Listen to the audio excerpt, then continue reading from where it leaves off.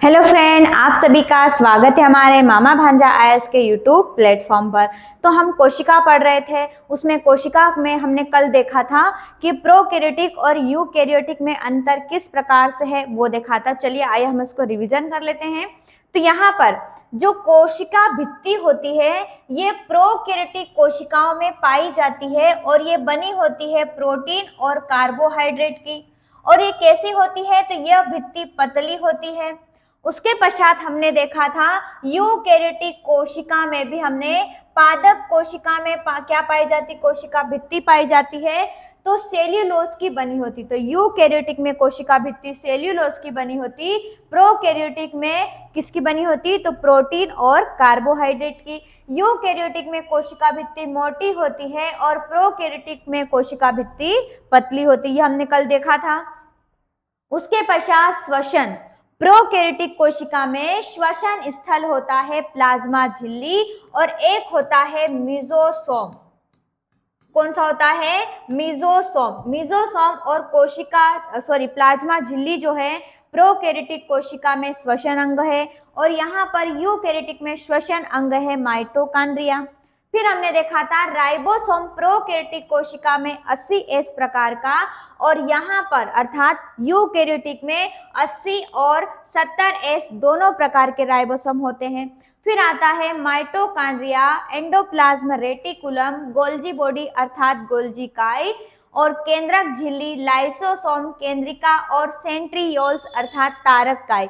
ये सभी के सभी कोशिकांग प्रोकैरियोटिक में अनुपस्थित होते हैं और यह सभी कोशिकांग यूकैरियोटिक में उपस्थित होते हैं। ये कल हमने देखा था।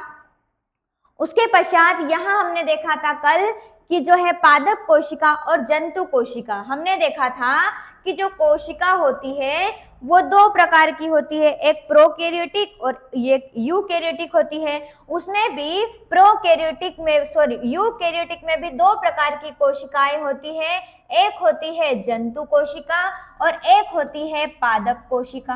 अब हम ये देखते हैं, ये दोनों की दोनों कोशिकाएं जो है यूकैरियोटिक कोशिकाएं हैं, परंतु इसमें भी अलग अलग जंतुओं में जंतु कोशिका, पादपों में अर्थात पेड़ पौधों में कौन सी कोशिका? पादप कोशिका। तो इनको देखते हैं। कोशिका भित्ति अभी हमने देखी थी कि यूकैरियोटिक में कोशिका भित्ति होती है, परंतु ये कोशिका भित्ति होती है पादपों में, जंतुओं में कोशिका भित्ति नहीं होती, पादपों में होती है और वो बनी होती सेल्यूलोज की। ये हमने अच्छे से कल देखा था। फिर आता क्लोरोप्लास्ट। क्लोरोप्लास्ट क्या है? तो क्लोरोप्लास्ट जो कि पेड़ पौधों में उपस्थित होता एक हरे रंग का पदार्थ पर्णहरिम या क्लोरोफिल के नाम से जानते हैं। ये प्रकाश संश्लेषण में सहायक होता है पादपों की कोशिकाओं में, परंतु जंतुओं में यह अनुपस्थित होता है। उसके पश्चात रिक्तिकाएं हमने देखी थी। जंतुओं में रिक्तिकाएं छोटी होती है तो वो संख्या में कैसी होगी? अधिक होगी। तो जंतुओं में रिक्तिकाएं छोटी होगी और संख्या में कैसी होगी? अधिक होगी। उसके पश्चात पादप की बात करेंगे तो पादपों में रिक्तिकाएं बड़े आकार की होती है और यहाँ पर संख्या कैसी होती है? कम होती है। उसके पश्चात हमने देखा था कि जंतु कोशिका का आकार कैसा होता है?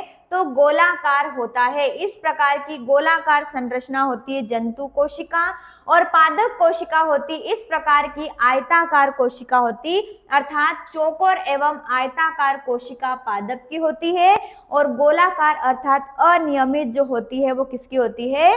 जंतुओं की। उसके पश्चात लाइसोसोम की बात की थी। लाइसोसोम होता है वो जंतुओं में अधिक होता है और पादपों में कैसे होते हैं? ये कम होते हैं। फिर हमने देखा था सेंट्रियोल्स या फिर इसे हम कहते हैं तारक काय। तारक काय या फिर हम कह सकते हैं सेंट्रोसोम। सेंट्रोसोम ये जो होता है जंतुओं में उपस्थित होता है क्योंकि ये सेंट्रोसोम कोशिका विभाजन में सहायक होता है और क्या होता है? पादप कोशिका में सेंट्रोसोम अनुपस्थित होता है। इतना हमने कल देखा था और इसके पश्चात आगे हमने कोशिकांग पढ़ना स्टार्ट कर दिया था। देखो ये जंतु कोशिका गोलाकार एवं अनियमित आकार की होती, पादप कोशिका जो आयताकार एवं चौकोर होती है, ये हमने देखा था। चलिए अब हम देखते हैं माइटोकॉन्ड्रिया। अब हम जैसे हमारे शरीर का निर्माण एक कोशिका से हुआ है। तो कोशिका ने हमारे पूरे शरीर का निर्माण किया, तो ये अंग से मिलकर हमारा पूरा शरीर बना है। उसी तरह से जो कोशिका होती है उसके अंदर भी तो कुछ अंग होंगे। तो कोशिका के अंग की बात करते हैं तो पहला इसमें आता है माइटोकॉन्ड्रिया। कोशिकांग अर्थात कोशिका के अंग में हम पहला पढ़ते हैं माइटोकॉन्ड्रिया। माइटोकॉन्ड्रिया है जिसकी खोज की गई थी अल्टमैन के द्वारा। ये हमने कल देख लिया था ना, इसको स्पीड से पढ़ते हैं। अल्टमैन के द्वारा माइटोकॉन्ड्रिया की खोज 1890 में की गई थी और उस समय नाम इन्होंने दिया था बायोप्लास्टर। अल्टमैन के द्वारा 1890 में माइटोकॉन्ड्रिया की खोज की गई थी, नाम दिया गया था बायोप्लास्टर। उसके पश्चात 1898 में कार्ल बेंडा नामक एक वैज्ञानिक आए जिन्होंने माइटोकॉन्ड्रिया को वर्तमान नाम दिया। जिस नाम से हम जानते हैं माइटोकॉन्ड्रिया को, वह नाम देने वाले व्यक्ति का नाम है कार्ल बेंडा, और कार्ल बेंडा ने यह नाम दिया है 1898 में। उसके पश्चात कोशिका का, माइटोकॉन्ड्रिया को कोशिका का ऊर्जा ग्रह कहा जाता है, क्योंकि माइटोकॉन्ड्रिया जो है कोशिका को ऊर्जा देने का काम करता है, इसीलिए इसे ऊर्जा ग्रह या पावर हाउस भी कहा जाता है या कोशिका का बिजली घर भी कहा जाता है। तो ऐसा क्यों कहा जाता है? क्योंकि ये जो कोशिका को माइटोकॉन्ड्रिया ऊर्जा देता है और ऊर्जा भी ये एटीपी के रूप में देता है। तो इसके अंदर, इस माइटोकॉन्ड्रिया के अंदर क्रेब चक्र चलता है। माइटोकॉन्ड्रिया के अंदर क्रेब चक्र चलता है, वहां पर कोशिकीय श्वसन की क्रिया संपन्न होती। याद रखना, क्रेब चक्र के दौरान माइटोकॉन्ड्रिया में ही अर्थात कितने 34 एटीपी अणु बनते हैं। यहां सुनना, क्या कहा? इसे कोशिका का ऊर्जा ग्रह इसीलिए कहते हैं, इसमें या उसमें क्या है 36 एटीपी अणु जो कि एक ग्लूकोज टूटने से बनते हैं, उसमें से 34 जो होते हैं क्रेब चक्र के दौरान वहां पर क्रेब चक्र में बनते हैं, और 2 अणु ऐसे होते हैं जो कि इस क्रिया को, पूरी क्रिया को करने में खर्च हो जाते। तो बस आप इतना याद रखो, कोशिका को ऊर्जा माइटोकॉन्ड्रिया एटीपी के रूप में देते, और कुल जो एटीपी ऊर्जा बनती है, कहीं पर आपको 36 एटीपी देखने को मिलेगा और कहीं पर आपको 38 एटीपी देखने को मिलेगा। तो ये दोनों याद रखना।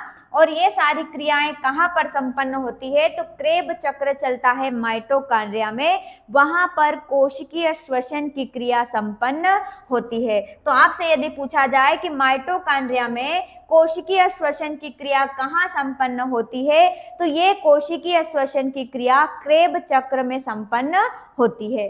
फिर मैंने आपको कल संरचना बनाई थी, ये हमारा माइटोकॉन्ड्रिया, ये माइटोकॉन्ड्रिया की बाह्य झिल्ली है। बाह्य झिल्ली, माइटोकॉन्ड्रिया दोहरी झिल्ली से घिरा हुआ, तो बाहरी झिल्ली ये है। उसके पश्चात एक झिल्ली जो है अंदर है, जो कि वलयनुमा संरचना है। ये जो झिल्ली है इसे हम कहते हैं अंतः झिल्ली, जो कि अंदर की ओर। और इसी अंतः झिल्ली में आपको इस प्रकार की ये संरचना दिखाई दे रही है, बीच वाले हिस्से को, इसे कहा जाता है क्रिस्टी। क्या कहा जाता है? क्रिस्टी। तो प्रत्येक माइटोकॉन्ड्रिया एक दोहरी झिल्ली के चारों ओर से घिरा होता है, और इसकी आंतरिक झिल्ली विभिन्न प्रकार के वलय का निर्माण करती, जिन्हें हम कहते हैं क्रिस्टी। आया? क्लियर हुआ? चलिए, इसे कोशिका का पावर हाउस या ऊर्जा ग्रह या फिर बिजली घर के नाम से भी जाना जाता है, क्योंकि इसमें ऊर्जा का निर्माण, जो कि ऊर्जा एटीपी के रूप में संचित होती है और जरूरत पड़ने पर हमें ऊर्जा प्रदान करता है। और माइटोकॉन्ड्रिया में कोशिकीय श्वसन की क्रिया क्रेब चक्र में संपन्न होती है, ये याद रखना। चलिए, ये हमने कल देख लिया था ना, इसलिए हम थोड़ा स्पीड से पढ़ रहे हैं। माइटोकॉन्ड्रिया के द्वारा उत्पन्न ऊर्जा का उपयोग कोशिका की जैविक क्रिया करने के लिए किया जाता है। मतलब मान लेते हैं ये कोशिका है हमारी, इस कोशिका के अंदर यहाँ पर केंद्रक होता और यहाँ पर होता है इस प्रकार की माइटोकॉन्ड्रिया की संरचना होती है। ये माइटोकॉन्ड्रिया कोशिका को ऊर्जा देने का काम करता। तो अब ये हमको ऊर्जा दे रहा, हम खाना क्यों खाते हैं? हम खाना इसलिए खाते क्योंकि हमारे शरीर को ऊर्जा मिले, तो हम उस ऊर्जा से कुछ काम करते हैं ना। उसी तरह से ये माइटोकॉन्ड्रिया जब कोशिका को ऊर्जा देगा, तो ये कोशिका क्या करेगी? कोशिका जो होगी वो जैविक कार्य करेगी, जो भी इसको कार्य करने का काम है, जो भी कोशिका का काम होता वो काम क्या करेगी, वो करेगी। कब? जब उसको माइटोकॉन्ड्रिया ऊर्जा देगा। तो यहाँ पर यही है, माइटोकॉन्ड्रिया के द्वारा उत्पन्न ऊर्जा का उपयोग कोशिका की जैविक क्रिया को संचालित करने के लिए किया जाता है। साथ ही साथ माइटोकॉन्ड्रिया में क्रेब चक्र पाया जाता है, जिसके फलस्वरूप श्वसन की अभिक्रियाएं होती है। इसमें जो डीएनए पाया जाता है, माइटोकॉन्ड्रिया में डीएनए जो होता है वो वृत्ताकार होता है, और इसमें राइबोसोम जो होते हैं वो 70S प्रकार के होते हैं। फिर मैंने माइटोकॉन्ड्रिया में जो द्रव होता है, माइटोकॉन्ड्रिया के अंदर यहाँ पर द्रव भरा होगा, उसे हम कहते हैं डंजत पग। क्या कहेंगे? डंजत पंग कहेंगे, जो माइटोकॉन्ड्रिया के अंदर द्रव भरा है उसे। यहाँ तक हमने कल देख लिया था, यहाँ तक। यहाँ पर हमने कल हमारा जो लेक्चर था उसको एंड किया था। अब हम इसके बाद जो पढ़ेंगे वो है, उस कोशिकांग का नाम है अंतःप्रदवीय जालिका। चलिए अब यहाँ पर हम देखते हैं अगला जो है हमारा अंतःप्रदवीय जालिका। अंतःप्रदवीय जालिका क्या होती है? तो ये जो होती हमारे माइटोकॉन्ड्रिया हमारे कोशिका के अंदर ही होती है, और ये जालीनुमा एक संरचना होती है, या हम कह सकते हैं कि ये क्या होती, नलियों के आकार की। अंतःप्रदवीय जालिका की संरचना इस प्रकार की होती, ये है अंतःप्रदवीय जालिका। और याद रखना, अंतःप्रदवीय जालिका 2 प्रकार की होती है। पहले हम याद करते अंतःप्रदवीय जालिका अर्थात एंडोप्लाज्म रेटिकुलम। इसकी खोज किसके द्वारा की गई थी? तो इसकी खोज की गई थी पुलमैन, पोर्टर और क्लाउड के द्वारा। अंतःप्रदवीय जालिका एंडोप्लाज्म रेटिकुलम की खोज की गई थी पुलमैन के द्वारा, पोर्टर के द्वारा और क्लाउड के द्वारा। इसको कैसे याद करोगे? याद करवाने के हिसाब से मैं आपको बता रही। देखो यहाँ पर क्या है, अंतःप्रदवीय जालिका 3 वर्ड है, तो आप इसको इसे ट्रिक के माध्यम से याद। अंतः की खोज किसने की है? पुलमैन ने। और प्रदवी की खोज किसने की है? पोर्टर ने। और जालिका की खोज किसने की है? क्लाउड ने। क्लाउड मतलब बादल होते हैं, तो बादल कैसे होते हैं? थोड़े थोड़े जालीनुमा होते हैं, ऐसा हम याद कर सकते हैं। तो जालीनुमा होते हैं, मतलब उनसे बूंदें गिरती है पानी की। तो क्लाउड जो होते हैं वो कैसे होते हैं? जालीनुमा। तो अंतःप्रदवीय जालिका में क्लाउड के द्वारा भी खोज की गई है, पोर्टर के द्वारा भी। तो प्रदवीय से याद रखना पोर्टर, और अंतः से याद रखना पुलमैन। तो अंतःप्रदवीय जालिका की खोज करता है 3 वैज्ञानिक, एक का नाम है पुलमैन, एक का नाम है पोर्टर, और तीसरे का नाम है क्या है? क्लाउड। तो ये 3 वैज्ञानिकों के द्वारा ही अंतःप्रदवीय जालिका की खोज की गई थी। क्लियर हुआ? चलिए फिर ये अंतःप्रदवीय जालिका का नाम किसने दिया? जैसे हमने देखा कि माइटोकॉन्ड्रिया का नाम किसने दिया है, तो माइटोकॉन्ड्रिया का नाम पहले बायोप्लास्टर था, परंतु बाद में नाम चेंज किया गया 1898 में कार्ल बेंडा के द्वारा, और वर्तमान नाम दे दिया गया माइटोकॉन्ड्रिया। तो यहाँ पर ये अंतःप्रदवीय जालिका का नाम देने वाले का नाम है पोर्टर। पोर्टर के द्वारा अंतःप्रदवीय जालिका का नाम दिया गया था। उसके पश्चात इसकी संरचना अभी मैंने आपको बताई, अंतःप्रदवीय जालिका की संरचना नलिका के समान होती है। कैसी होती है? नलिका के समान होती। अंतःप्रदवीय जालिका की जो है संरचना नलिकाओं के समान होती है। साथ ही साथ इसका कार्य क्या होता है? इस अंतःप्रदवीय जालिका का क्या काम होता है? तो इसका कार्य होता है, ये एक कोशिका से दूसरी कोशिका तक आवश्यक पदार्थों का परिवहन करती है। अंतःप्रदवीय जालिका का काम होता है एक कोशिका से दूसरी कोशिका तक आवश्यक जो पदार्थ होते हैं उसका परिवहन करती है। क्लियर हुआ? अंतःप्रदवीय जालिका की खोज की गई थी 3 वैज्ञानिक, एक का नाम है पुलमैन, एक का नाम है पोर्टर, और तीसरे का नाम क्या है? क्लाउड। और ये अंतःप्रदवीय जालिका नाम किसके द्वारा दिया गया? तो पोर्टर के द्वारा दिया गया। अंतःप्रदवीय जालिका की संरचना कैसी होती? तो नलिका के समान होती है। साथ ही साथ इसका काम क्या होता है? तो इसका काम होता है एक कोशिका से दूसरी कोशिका में आवश्यक पदार्थों का परिवहन करना। क्लियर हुआ? चलिए आगे। और क्या कहते हैं, तथा यह कोशिका के अंतः कंकाल का निर्माण करती। अंतः प्रद्रव्य जालिका कोशिका के अंतः कंकाल का निर्माण करती। इधर देखना, ये क्या है, हमारी कोशिका। इस कोशिका के अंदर हमने देखा है केंद्रक, हमने यहाँ पर अभी माइटोकॉन्ड्रिया जैसे संरचना के बारे में जाना, और यहाँ पर होती इस प्रकार से हमारी कोशिका के अंदर होती है अंतः प्रद्रव्य जालिका। ये अंतः प्रद्रव्य जालिका इस तरह के हमारे पूरे कोशिका में उपस्थित होती है। तो आपको दिख रहा है ना, ये हमारे कोशिका के अंदर क्या कर रही है, कंकाल का निर्माण कर रही। तो याद रखना, यह कोशिका में या कोशिका के अंतः कंकाल, अंदर की ओर कंकाल का निर्माण करता है कोशिका का कौन सा अंग, अंतः प्रद्रव्य जालिका। ये जो है अंतः कंकाल का निर्माण करती है तथा पादपों के लिए या कह सकते हैं पदार्थों का परिवहन करने में भी मदद करती। तो अंतः प्रद्रव्य जालिका का क्या काम हो गया, एक कोशिका से दूसरी कोशिका में आवश्यक पदार्थों का परिवहन करना, साथ ही साथ ये कोशिका के अंदर अंतः कंकाल का निर्माण करती है। क्लियर? चलिए आगे बढ़ते हैं। चलो, जैसे कि मैंने अभी आपको बताया कि जो है अंतः कंकाल है, जो अंतः प्रद्रव्य जालिका है वो दो प्रकार की होती है। कैसे? तो यहाँ पर हम दो तरह की अंतः प्रद्रव्य जालिका बनाते, एक इस प्रकार की अंतः प्रद्रव्य जालिका और एक जो होती है वो इस प्रकार की, अर्थात ये दोनों है। ये अंतः प्रद्रव्य जालिका, एक अंतः प्रद्रव्य जालिका पर आपको इस तरह के बिंदु देखने को मिलेंगे और ये जो बिंदु होते हैं इसे हम कहते हैं राइबोसोम। क्या कहते हैं? राइबोसोम। तो ये जो है अंतः प्रद्रव्य जालिकाएं दो प्रकार की होती, एक होती है अंतः प्रद्रव्य खुरदुरी अंतः प्रद्रव्य जालिका और एक होती है चिकनी अंतः प्रद्रव्य जालिका। किसके आधार पर कहे तो राइबोसोम के आधार पर हम कह सकते हैं कि जो है अंतः प्रद्रव्य जालिका वो दो प्रकार की होती है।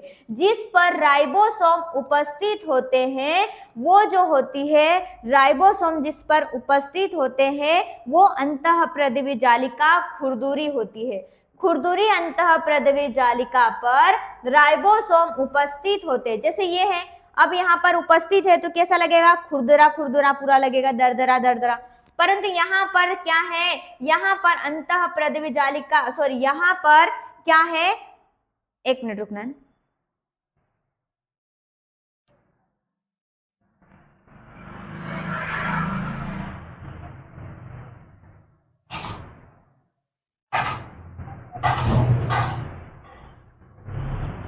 चलिए, क्या है यहाँ पर, इस पर क्या है, अंतः प्रद्रव्य जालिका पर यहाँ पर राइबोसोम नहीं है, तो ये किस प्रकार की हो गई है, चिकनी। तो अंतः प्रद्रव्य जालिकाएं दो प्रकार की होती है राइबोसोम के आधार पर देखें तो यह दो प्रकार की होती है राइबोसोम की उपस्थिति के आधार पर। जिस पर राइबोसोम होते हैं, जिस पर राइबोसोम नहीं होते हैं वो कहलाती चिकनी अंतः प्रद्रव्य जालिका। तो इस पर राइबोसोम अनुपस्थित होते हैं। सुनना इधर, जो अंतः प्रद्रव्य जालिका होती है वो दो तरह की होती है, एक होती है खुरदुरी और एक होती चिकनी। ये जो चिकनी है ना, ये किसका निर्माण करेगी, तो ये निर्माण करेगी लिपिड का। चिकनी अंतः प्रद्रव्य जालिका है वो लिपिड का संश्लेषण करेगी, और खुरदुरी जो है ये खुरदुरी वाली है जिस पर राइबोसोम उपस्थित है। तो जिस पर राइबोसोम उपस्थित है वो करेगी प्रोटीन का निर्माण, क्योंकि आप सब जानते होंगे कि हमारे शरीर में अर्थात कोशिका में प्रोटीन की फैक्ट्री किसे कहा जाता है, तो राइबोसोम को प्रोटीन की फैक्ट्री कहा जाता है। इसीलिए जहां पर राइबोसोम होगा वहां प्रोटीन का निर्माण होगा। तो यहाँ पर राइबोसोम अंतः प्रद्रव्य जालिका पर उपस्थित है तो वो अंतः प्रद्रव्य जालिका खुरदुरी हो गई, और जो कि प्रोटीन बनाती है, अर्थात ऐसी अंतः प्रद्रव्य जालिका जो कि प्रोटीन का संश्लेषण करती है उसे हम कहते हैं खुरदुरी अंतः प्रद्रव्य जालिका।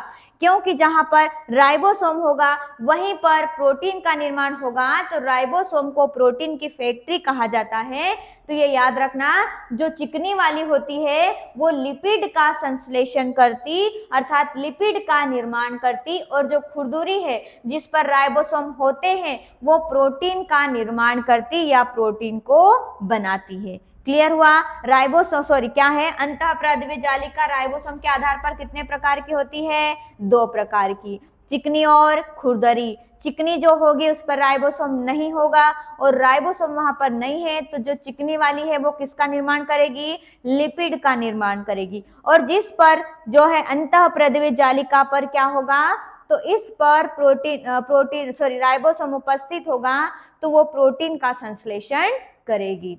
चलिए आगे।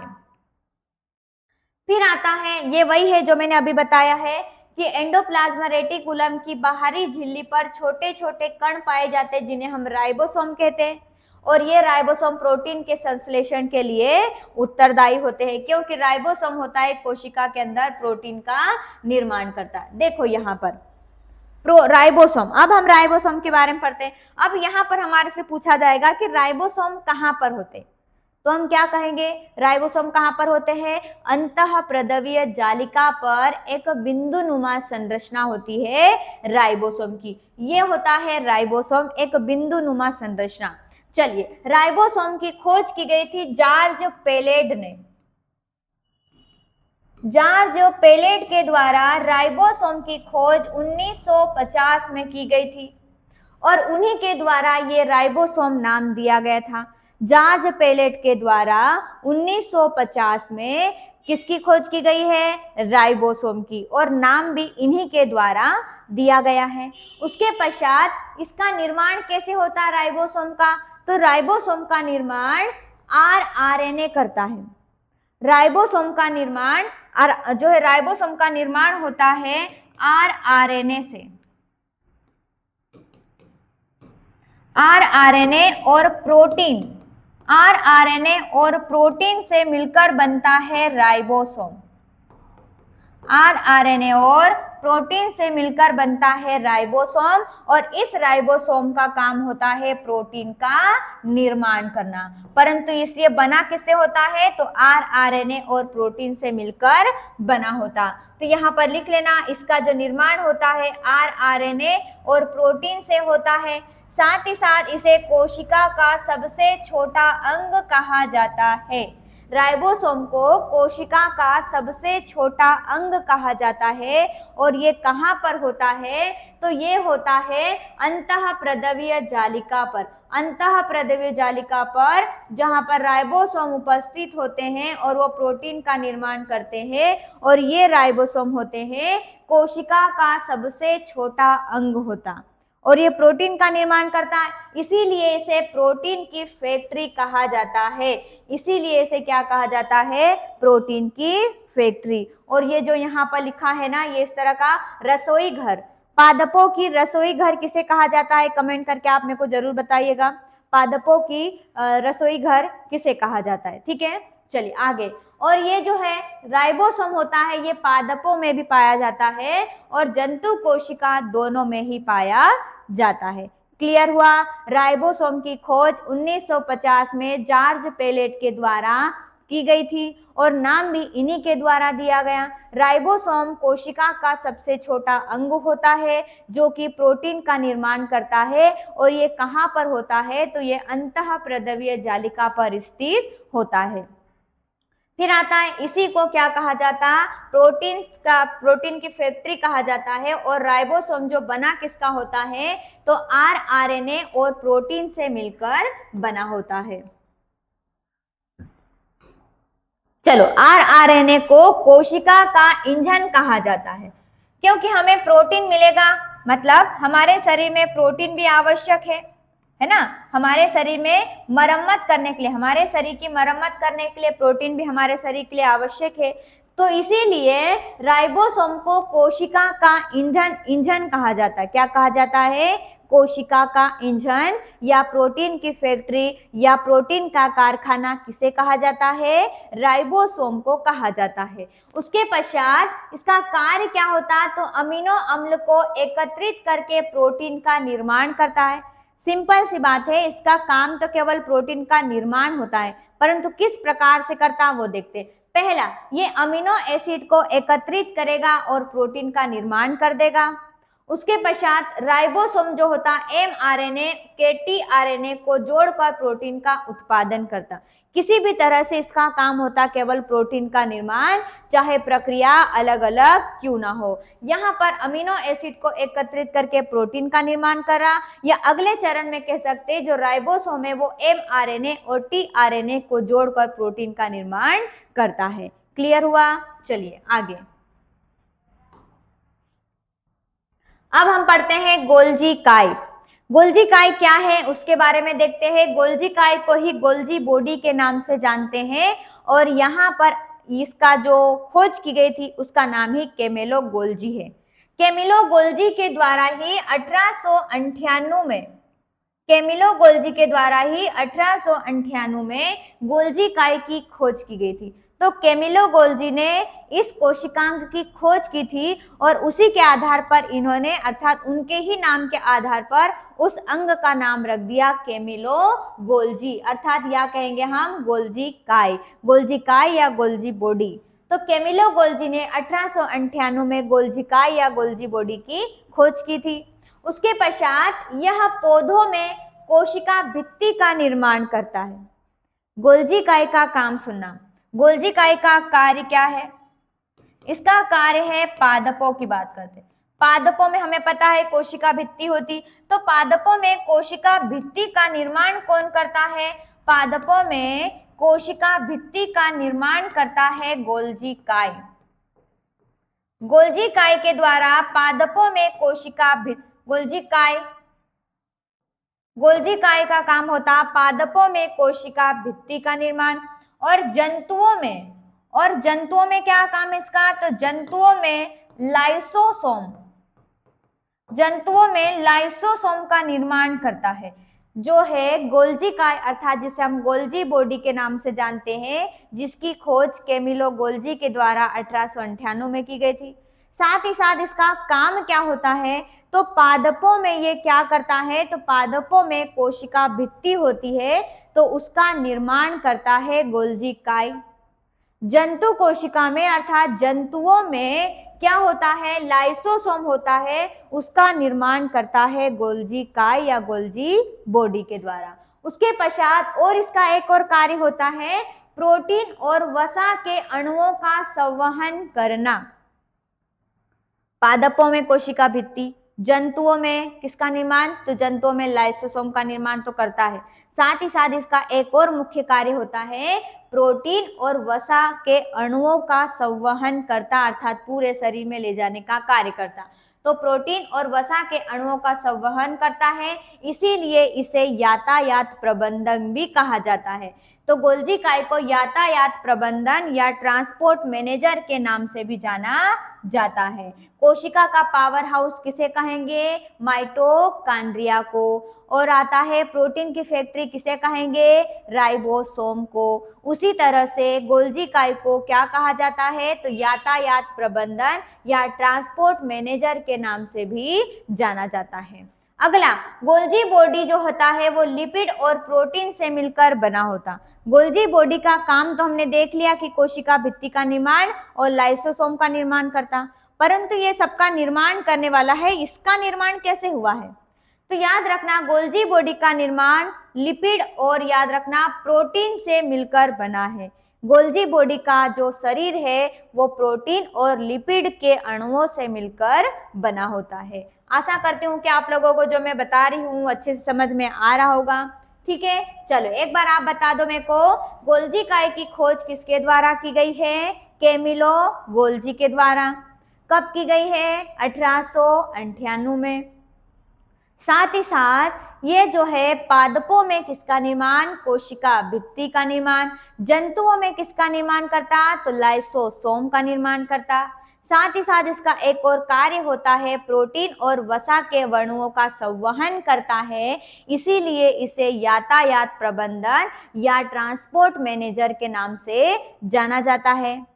तत्पश्चात इसका है गोल्जी बॉडी जो होता है प्रोटीन और लिपिड से मिलकर बना होता है। ठीक है, क्या है? प्रोटीन और लिपिड से मिलकर बना होता है। चलो लाइसोसोम को देख लेते हैं। लाइसोसोम की खोज की गई थी डी डुवे नामक वैज्ञानिक ने। लाइसोसोम की खोज की गई थी डी डुवे नामक वैज्ञानिक के द्वारा लाइसोसोम की खोज की गई थी। और बताओ इसका निर्माण, लाइसोसोम का निर्माण कौन करता है? तो अभी हमने देखा लाइसोसोम का निर्माण करता है गोल्जी बॉडी, अर्थात गोल्जी काई जो होता है लाइसोसोम का निर्माण, अर्थात जंतुओं में लाइसोसोम का निर्माण गोल्जी बॉडी के द्वारा किया जाता। अब ये लाइसोसोम का क्या कार्य होता है?